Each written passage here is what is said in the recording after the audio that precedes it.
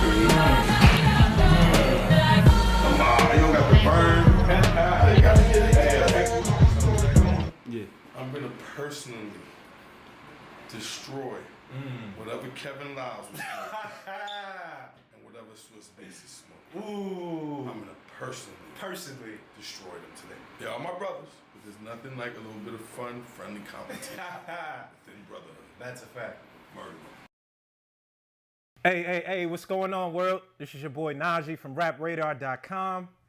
Listen, today I have a very, very special guest. Now, this is the epitome of cigar talk. I mean, this brother sitting right here, he might not even know. He's the one that really got me on my cigar wave. This is executive talk. This is business talk. This is Bronx talk. I got the brother right here, the vice president of player relations at Roc Nation Sports, my man, Pecas. What's going on, my brother? I'm glad you let me know that I got you on the show. When that big check come, I can get my little piece. Oh yeah, you already know. I got a little, you know what I mean? You got a little percentage over that. Hold on, what you smoking on? Cause you out here bringing your own cigars, looking clean, smoking smooth. What's that looking like? This is what you call, I don't know if you're ready for this. Presidencia. The Presidencia. You gotta say with an accent, Cia. I feel that. Yo, so Peck, man, it's a lot going on. First of all, we just came. You know a story about the president? Absolutely, I want to know that. Let me know. Ask somebody what they smoking and not hear the story. First of all, where'd you get that from? I got this from a very close friend of mine.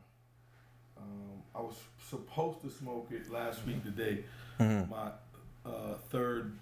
the day my daughter was born. That's a blessing, man. Congratulations on that. But I was in the hospital. Moving around, so you had to say that for cigar talk. Yeah, you know what I'm saying? I know Kevin Lyles and Swiss Beats was here. Oh yeah, they was definitely on. They said they was smoking smooth, but hold on, you got some. One step at a time. One step at a time. So the presidency is what the Castro family gives to all the diplomats when you visit Cuba and make them in a special cigar spot. How long have you had it?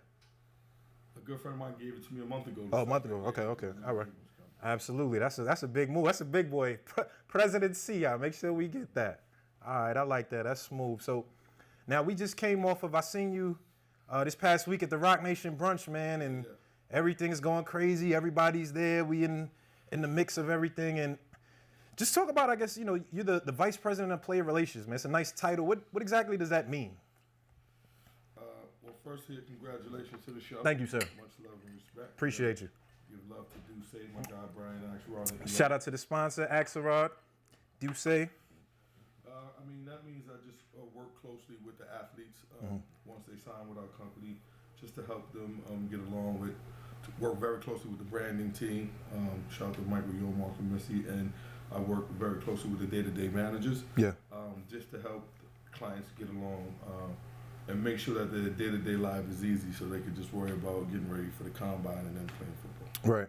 So, well, how, I guess, tough is that? Because I see, CC Sabathia was in at the brunch. A lot of times I see you're with CC pretty often and pretty regularly. How is that just relationship kind of, you maintaining with, kind of building these type of relationships? Well, I worked at Def Jam for almost 10 years as executive vice president. And then when Jay and Juan started the sports department, we had talked about me coming over later on. So I already had like a friendship relationship with CC. Yeah. And he was actually one of the first athletes to advocate for me to come over and make that career change. So we have become really close. So I work with him, when he goes down to spring training, just make sure a lot of his stuff is done and taken care of, just by making sure that whatever manager's responsible for handling his things and making it a smooth process. Also his man Skip, who works directly for him, and just whatever really CC needs for me. Sometimes it's just moral support. Yeah. 95% of the time that comes from his wife Amber and his family. Absolutely. I'm just there 5%. Right. He just needs a guy. What does it get tough when it's like, contract negotiation, right? He was a free agent, I think, for the first time this past year. They just signed him, I think about $10 million. When you're dealing with that and the money, situation, do things change in that regard? Well, shout out to my man Kyle Thousand, who's his agent. He handles that. He deals with the business stuff. We just all collectively sit down as a team and make sure CC's happy. But him and Chris, who's the analytics guy, they go through the numbers. They see what he's worth, what he's done throughout his career, and I'm just happy to be part of a team to sit down and just give my input. Absolutely. No, that's great. So now, I think you mentioned your tenure at Def Jam. You were one of the bosses, the EVP of Def Jam, and you making that switch, right? Like in hindsight, right? It looks good. Like of course, Roc Nation, but at the time, this is a new venture that Jay-Z was taking on. How did you kind of feel, at that point? Were you sure in wanting to make that move? Well, you're never too sure. Sometimes a lot of it is the decisions you make to change your career is based on a gut feeling.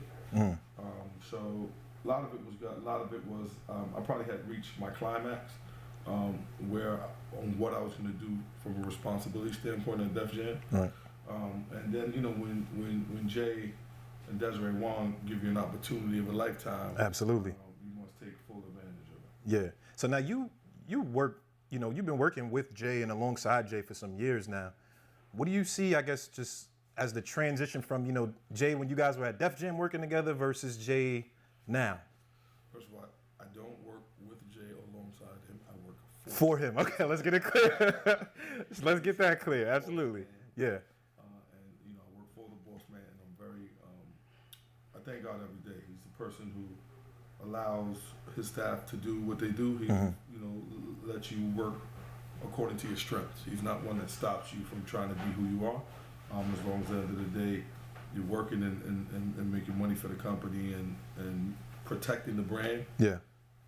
Everything is smooth. Once you get outside of that boundary, then things can get a little shaky. Absolutely. I've gotten on the hand. Got a little, yeah. Sometimes moving around, right? Okay. Too big for your bridges. Right. Gets you with the core, yeah. Right. I think it's interesting because like you said, you just mentioned the brand, right? The Roc Nation Sports brand. It's such a big brand culturally, in sports, and we just had the Grammys this past weekend, and they, some people say Jay got snubbed and things like that. Do you think at this juncture that Jay's music still fuels the brand, or are you guys able to kind of operate, aside from who he is culturally? Well, Roc Nation overall is the brand, and the sports division is a portion of it. Mm-hmm. I think the Grammy thing, in my heart, and working in music for so long, was very disrespectful, just to him as a person who not only has done so well for music with his music and his craft, but not only to just give people around the world messages, help, advice through music, right? But to, along that way, hire people, make them great executives. He can have easily taken all that money. He's married to one of the most talented business women and entertainers in the world, and could live comfortably. Very comfortably, right? Yeah. But no, he took his brand and continued to make it bigger and bigger, and help people along the way. You don't find people like that from where we come from. Absolutely. There's no religion to keep us together. There's no gang. There's no race affiliation. He just does it out of the bottom of his heart. Right. And you will very rarely in life just find a person like him. And the Grammys had the shot, man. The 15 years of being in LA, you got a New York guy sitting there with his family, but it doesn't matter to him. Do you feel like it was a snub? I don't know. For you, snub. Okay. All I know, what I felt personally, for me, Shawn Pecas, not a reflection of the company or anybody else. Yeah. I felt disrespected. Right. And that's my point of view, no one else's. And it's just because I know how much time and heart and soul that man puts into everything he does, And that was the moment. But the great thing about him is, like it was said, because that didn't happen, it will never tarnish the legacy in any way. Bob Marley's anybody. Yeah. The guy does have 21 Grammys, doesn't matter. And it's probably never going to stop him from getting it to do. Absolutely. But I felt disrespected as a person that worked for him and worked in music for so long. Right. Was it a snub? Who knows? You know what I'm saying? Right. They know. But I was hurt. Like I probably didn't even sleep that night. My wife, I beat her up in the ear. Like, I can't believe it's unbelievable. Like, who does it? But that was my person. Okay. All right. So you mentioned, like you said, where we come from, man, and I know that you were one of the representatives of the Bronx, man. You came out of that era where it's like, the Rock Steady crew, you know what I mean? And I know you had like J-Lo living up the block from you and Pun over here. How was that? Just, kind of going back. Like, what was that like where you guys, young Pecas grinding and everybody in that? My first realization of the Rocksteady crew is when I grew up in Douglas Projects. When Crazy Legs and Buck 4 and Kudiaki. Yeah. Buck 4 and Kudiaki was from the Bronx. And they, their girlfriend lived in the building. Oh, the building? Oh, all right. Yeah. Something like that. Right. Dated like Buck 4. Yeah. And they used to come to the building. They were like hip hop stars, right? Yeah. That was in the 70s, 70s, late 70s, early 80s. Yeah. You seen them dancing and all that? Like going crazy? I lived at 840 Columbus Avenue, which was two blocks away from Rocksteady Park.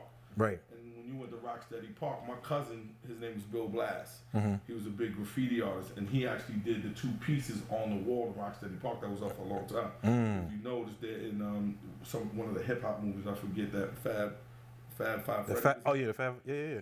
So one was called Sky's the Limit. Right. On one side, and the other side was Eye of the Tiger. Those were like the 2 most known pieces, and my cousin Bill Blass made them. So it was like I was part of their family, and they got me cool to meet like Kudiaki, Buck 4, and Crazy Legs and all. And actually, for a long time before I worked at Arista or Def Jam, I worked at a company named G Street. Yeah. Called G Street, and we used to sponsor their joint every year. They do a Rocksteady.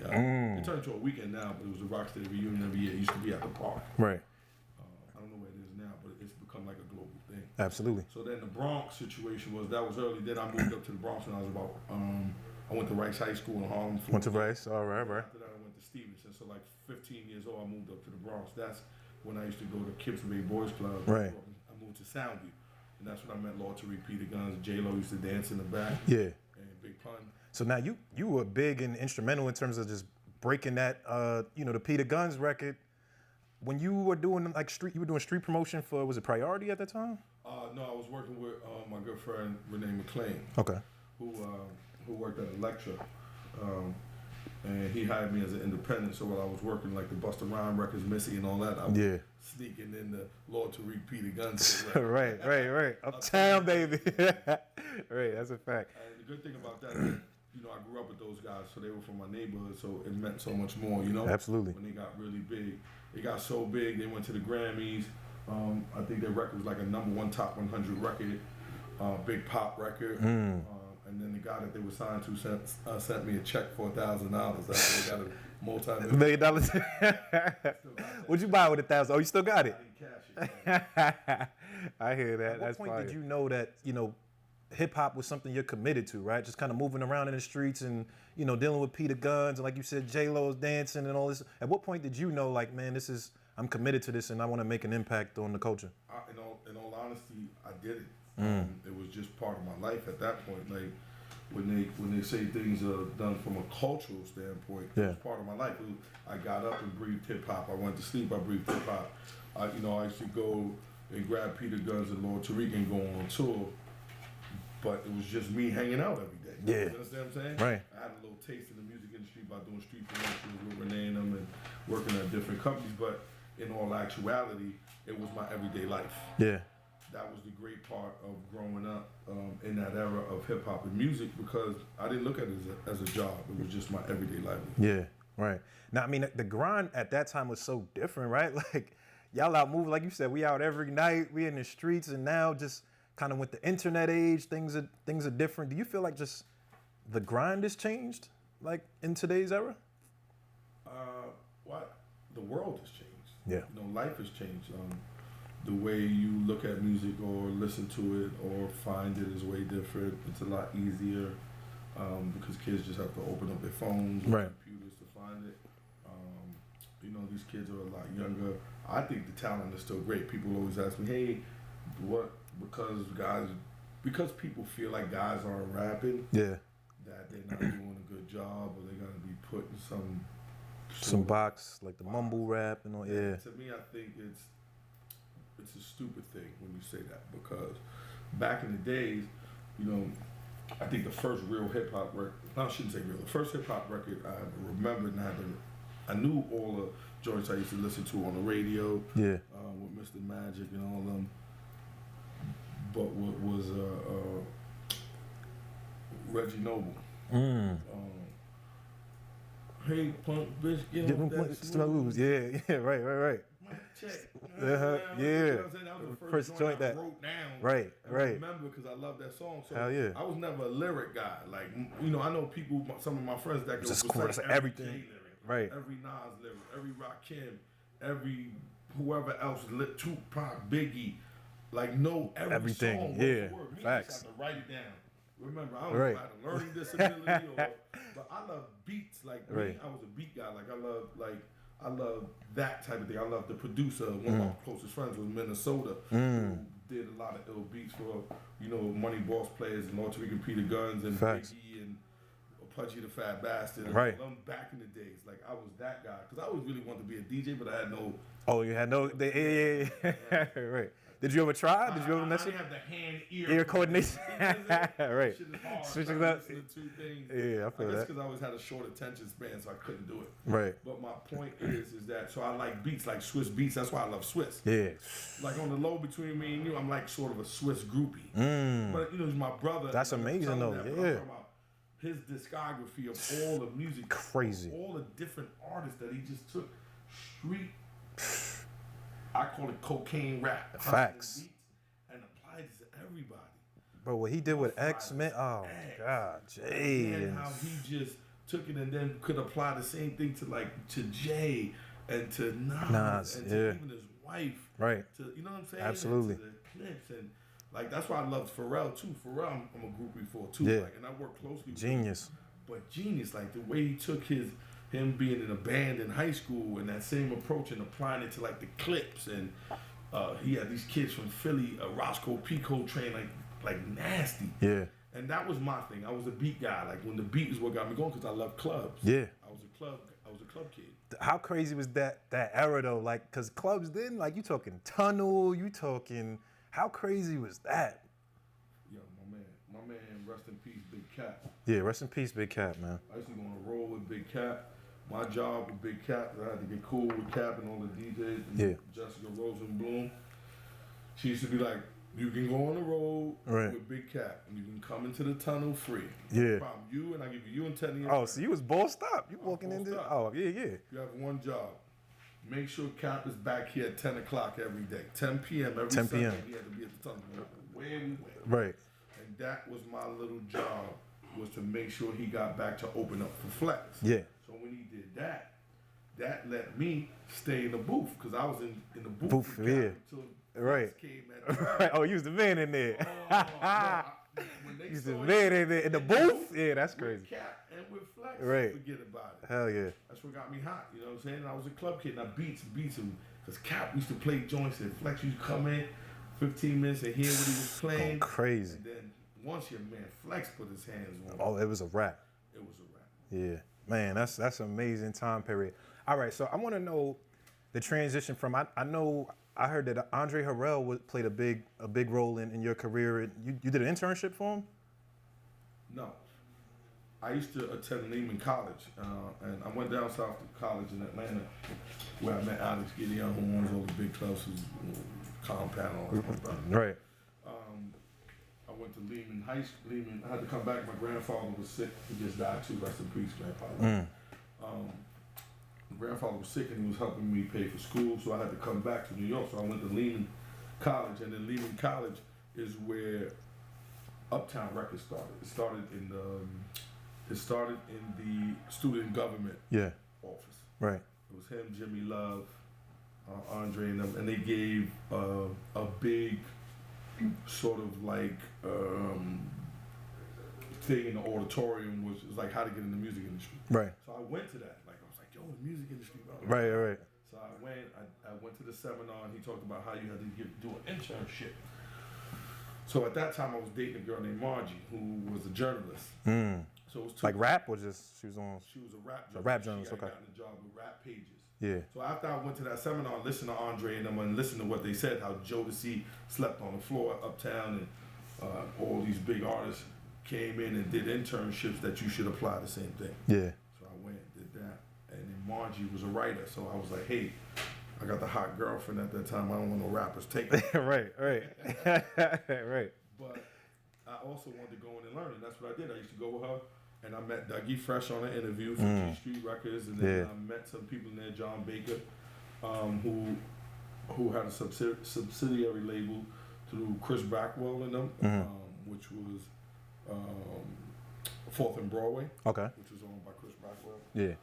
I went in there and did my little thing, hustled, and that was it. All right. So what position did you start in Def Jam? When you first came to Def Jam, where did you start? I came in Def Jam as vice president of. They made up a title for me. They made us. Damn. Like vice president, something. I remember. You stay having some fly titles and shit, nah, right? The title was so ill that every other company started doing it. Oh, was it like VP of Lifestyle? Yeah, That's lifestyle. Lifestyle. So we paying this guy to hang out with rappers, right? And give him an expense account to go to clubs and bust bottles. Yeah, I started that. So Word. A vice president of Lifestyle, please. Send me some residual checks. Elliot, I need to be a vice president of Lifestyle for Rap Radar. Company cards. I'm trying to bust it up, man. Nah, that's dope. You owe me 2 checks. One for the Damn. job, by the way, oh man. Elliot, my guy. Absolutely. Shout out to Elliot B. Man, it's crazy. Rap Radar. Yo, but I just think, man, like when you're looking at the spectrum, like you said, from somebody where we coming from, man, in these urban neighborhoods in the hood, for somebody to go from just being a lover of beats and music to being the vice president of the biggest, you know what I mean? That's the most influential label in rap that we've had. What do you think kind of just gave you the drive to do that? What was it? If you could just kind of summarize everything, like just the process of going from, just being Pecas in the hood to the VP of Def Jam. A lot of it was hard work. A lot of it was being focused. When I was at Arista before I went to Def Jam, which by the way was a dream job for me. Yeah. Kevin for a long time was trying to have me come over there, but we just couldn't work it out because he had great people over there already that did what I was doing. But when I finally got there, I thought like, man, I was supposed to be there. Like I did everything to be able to go work at Def Jam. Yeah. Everything I did at Arista, everything I did on the street, all the artists I worked with, I did that to get there. Go to Def Jam. That was one of my 5-year goals was to work at Def Jam. And then when L.A. Reid went over there, when L.A. Reid went over there, and I had the opportunity to work, I ran to it. Yeah. That's dope. Now, I think one of the other interesting facets about Pecas, man, when you looking in the industry, there's a few guys. There's Lenny S, there's Kaiser, and there's Pecas. You guys have like the biggest Rolodexes in the game. Like you can reach anybody. How did you attain that level of just communication with people, man? Like I said, every time I see you, you on the call with somebody and you doing this. How do you kind of maintain those relationships? I just think you have to be who you are. I think relationships are very important. Not only getting them, but keeping them is probably the best thing. Yeah.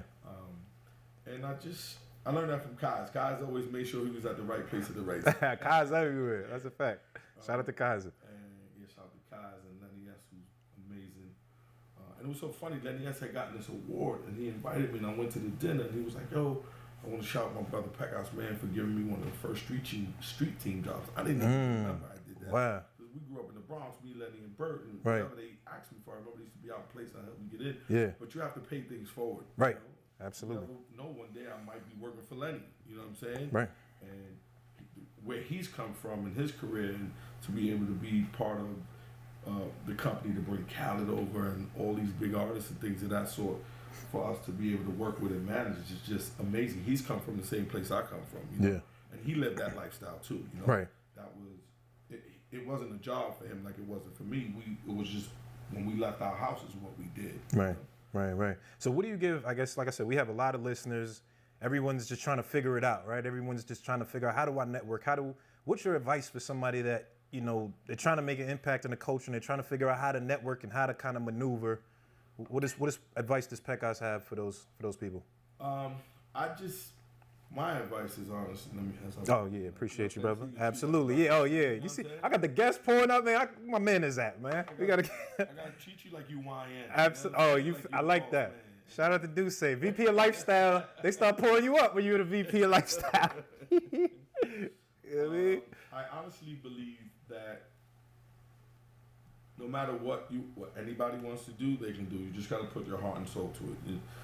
some people say, they got these parties, don't go to the parties. People's girlfriend tell them, oh, I ain't hanging out. People's mother's like, oh, you going out every night and going up in people's offices. Like, I used to mess with you all the time. Like, oh, yeah. Come on, get a real job. Facts. Doing Fact. But it was actually me just pushing you, you know what I'm saying? Absolutely. Because what I feel is like, whatever you put your mind to and you want to do, you'll escape all the bullshit around you, stay focused, and just be used. People are going to tell you can't do it. Right. People are going to tell you, you just dick riding. Right. People are going to say, you want to do it just to hang out. I used to get a lot of that. Used to get that. Did that ever bother you? That type of shit bother you? Or just... only when I felt like, you know what? No, it never really bothered me. To tell you the reason why it never bothered me, because I knew I wasn't doing that. I knew what my goal was. Right. And people to this day, they're like, yo, man, congrats. You stuck with it from putting up the poster boards, sitting in front of the club, giving out T-shirts, giving out flyers. And when you work hard, people see it. You know what I mean? Absolutely. And it's just when you put your mind to something, man, just put your head down and go knock it out. That's a fact. Like, as he mentioned, I used to be in Pecas' office every day out there trying to figure it out, what's going on. And he used to ask me, why I don't got no job or something like that. But we stay moving, man. We gonna figure it out. Job. No, absolutely, man. So I think, like I said, in one of those, the relationship aspect, I see you, I see you out with Mello pretty often. I see you hanging out with Mello sometimes, and you see I got the Knicks patch on the chest. We out here, Knick fan. What is that like? I guess when you kind of build relationships with people, in that space, and they getting traded or they getting slandered in the media and that kind of stuff. Like, does that? Mello, in all honesty, we met about 10 years ago. And when I met him, he was just somebody who I could relate to because we had grown up the same, but he was just such a cool dude. And you ever sometimes they tell you, hear people tell women this all the time, sometimes women have crushes, right? Right. And then when they meet their crush, they're so disappointed. Because it's not what you thought, yeah. Right. But, me being a sports fan, Melo was actually one of my favorite basketball players. Facts. Same. And still is to this day. And then once I got to know the person that he was, I actually met him through La, because La, remember, used to be on the radio. Right. I had a relationship with her for 100 years. She introduced us. And we had just hit it off, man, because I loved his sports story, and he loved my music story. Because he's a big music fan. Yeah. He knows he's on it. Yeah. 1,000% like an encyclopedia when it comes to rap. Right. And CC too. Right. And sometimes you meet guys who, I'm a big Yankee fan, big Knick fan. These guys play for these teams that you love, and when you meet them, they're darlings, Right. And you sort of fall in love with them, and you build relationships, and everybody likes the same thing, and we all look at each other to help each other out. And Mello was just like that. So he was just a guy who welcomed me with open arms. Him and Bay, his business partner Bay. Yeah. And his whole family just opened up like you wouldn't believe. Right. I became part of it. Well, that's interesting. Like you said, that Melo's that in tune, and just a lot of the players are, right. Like, how do you feel like the role just culturally hip hop is just played in sports, right? You've been in both arenas. You've been on both sides. You've been in the music. You've been in the sports. How important culturally just is hip hop to sports at this juncture? It's one. Same thing. Yeah. Music, sports, entertainment, because we're all engulfed in the same lifestyle, right? But with just different facets. What do you see when a basketball player walks into an arena? Right. Got his headphones on, he's in the zone. What do you see when you see a guy like Fab or Jadakiss? Their swag. Yeah. Swag, Jay said it, I got swag like a ball player. Yeah. You know what I'm saying? Right. It's like, it's a lifestyle. I know Fab, I know Jay, I know Jadakiss, a bunch of, Jeezy, Rick Ross, all these guys. I absolutely can guarantee. Yeah. First thing that's on that TV when they wake up is ESPN. Right. Right. Right. They probably might not watch anything else. Right. That's what I'm saying. It's a culture. It's a lifestyle. It's what you do. So how dope is it to you that, the Super Bowl's coming up this weekend, this Sunday? They got the Eagles versus the Patriots, and they're saying like the unofficial record for the Eagles is like Meek Mill's intro is like that's the Eagles' record. They coming out to that. That's what they've been playing after every win. How important, like, do you think that is, just branding wise, and what you think about that? I think it's the best thing, and I'm gonna tell you why. Those guys know Meek Mill got a bad hand handed to him. Yeah. For whatever reason. They know he shouldn't be locked up right now. And you know what that is? That's brothers supporting other brothers.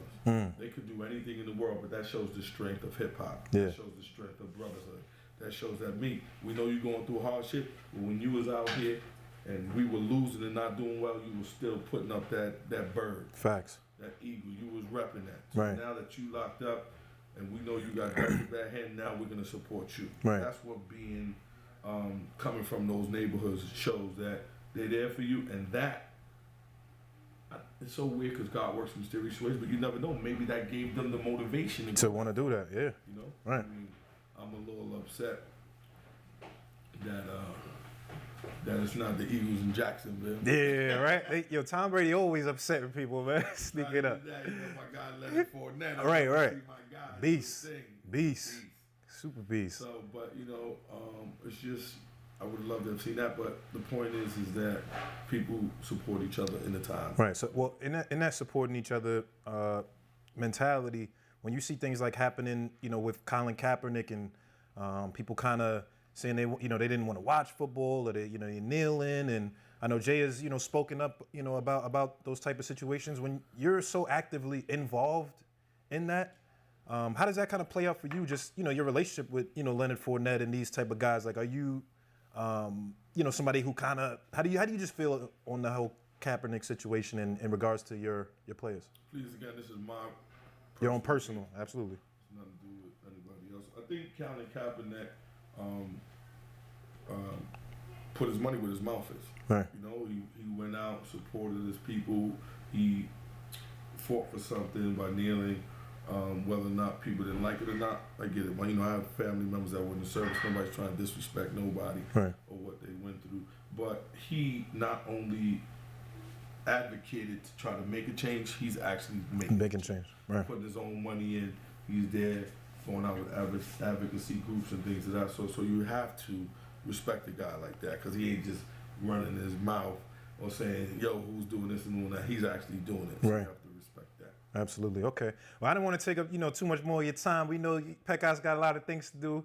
Big boss, man. But just lastly, man, I just wanted to know, like I said, when you guys are, inspiration for me, just watching you guys and through the years and, the privilege to be around you. And when I see that, once you've attained a certain level, how do you keep going? Where's the inspiration? Like, where is the vision kind of stop in your head of like, you know what, I'm good. Like, I'm good. Because you guys are still actively going.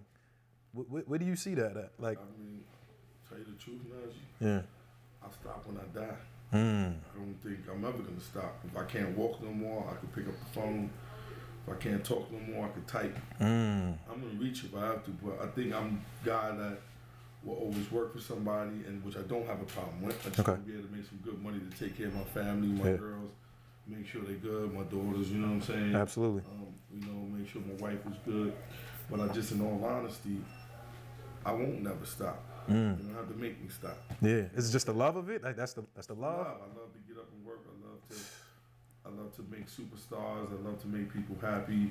And Jay gave me an opportunity of a lifetime, and I don't know. I probably won't ever stop. I hear that, man. That's big, man. Yo, Peck, I appreciate you coming through. Hold on, before we go, I gotta see that king of, let me see this, because he got this is the big boy cigar right here. This ain't regular. This is, you know what I'm saying? You can't just get this right here. So I gotta get the story behind this right here. Can we get a little zoom in or something? Can we zoom in on this real quick? This is this right here. He's smoking different.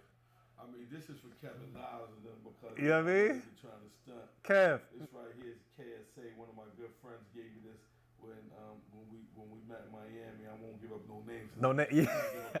Hold on. What does KSA stand for? I'm sorry. What does KSA stand for? KSA stands for. He actually gave me two. He gave me one for myself. He gave me one for Jigger Man. And I was just lucky to be the messenger. Right. Both of them should have really went to home, but you gotta, Both of them was for you. Little finder's fee. And this is the KSA say king of Saudi Arabia. And the king of Saudi Arabia bought a metric ton of Cuban. Oh my God. Cuban leaves. And had a guy come in and roll them for him, so they give them to all diplomats, presidents, and dignitaries. And of course, had the privilege of handing one to the Jigga Man, who is absolutely a dignitary.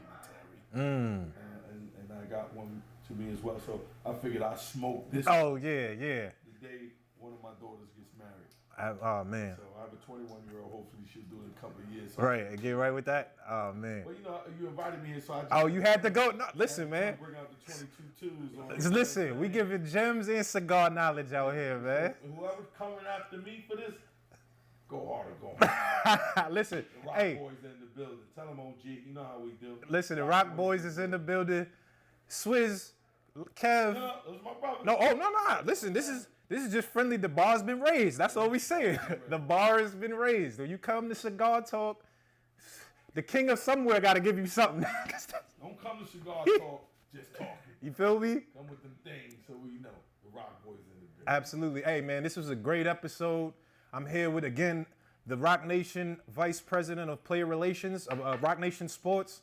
My man Shawn Pecas Costner. He got on the off-whites. He's still out here smooth, killing them. Hey, we gonna smoke the rest of this off camera. I hope you guys got these gems. I hope you understood what's going on, man, and just feel inspired, man. I appreciate you for watching. Thank you. Cheers again, my brother. God bless. All right.